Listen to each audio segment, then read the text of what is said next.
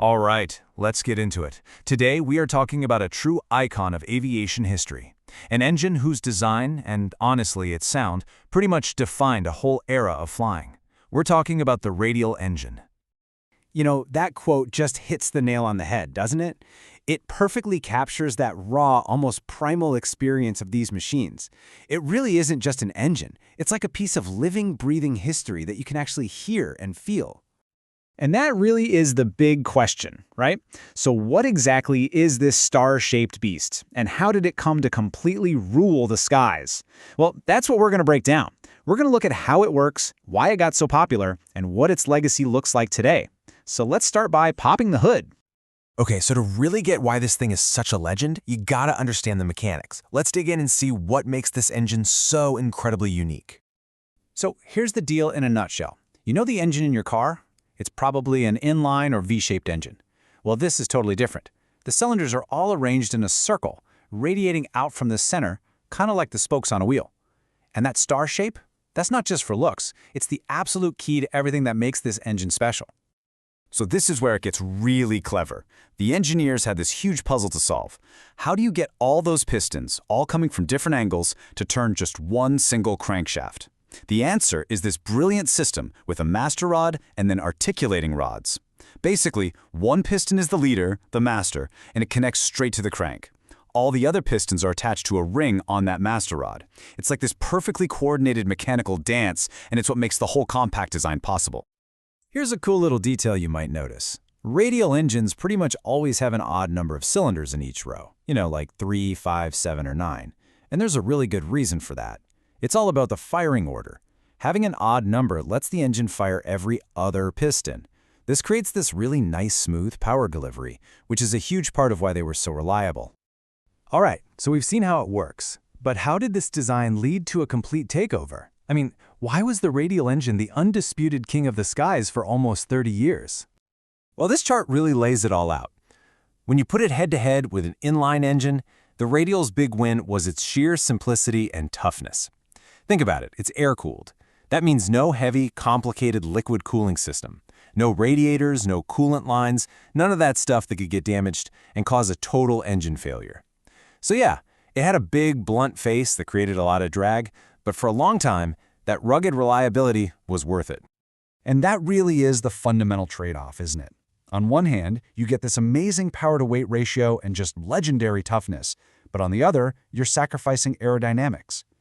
For most of aviation's golden age, that was a deal people were happy to make. Reliability was king, and that made the Radial the obvious choice. And you can see that story play out right here on this timeline.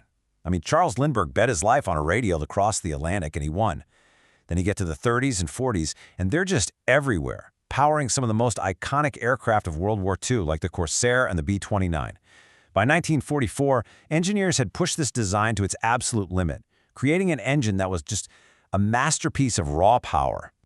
Which brings us to the ultimate expression of the Radial engine. This thing was the absolute peak of piston power. But it was also a perfect example of why the whole era of Radials was about to hit a wall. Say hello to the Pratt & Whitney R4360 Wasp Major. Just look at it. It got the nickname the corncob engine, and you can see why, right? All those cylinders arranged in 4 rows give it that, well, that distinctive corncob look. 28. That's how many cylinders this beast had.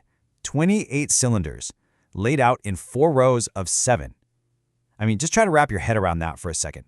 28 pistons, all firing in a perfect, thunderous sequence. And what did all that complexity get you? How about 4,300 horsepower? That's right, it was the most powerful mass-produced piston aircraft engine ever. Just an absolute monster of mechanical engineering. But, and this is a big but, all that power came at a crazy cost. The back rows of cylinders were always, and I mean always, overheating. The maintenance was a total nightmare, and that actually hurt its reliability, the one thing Radials were famous for.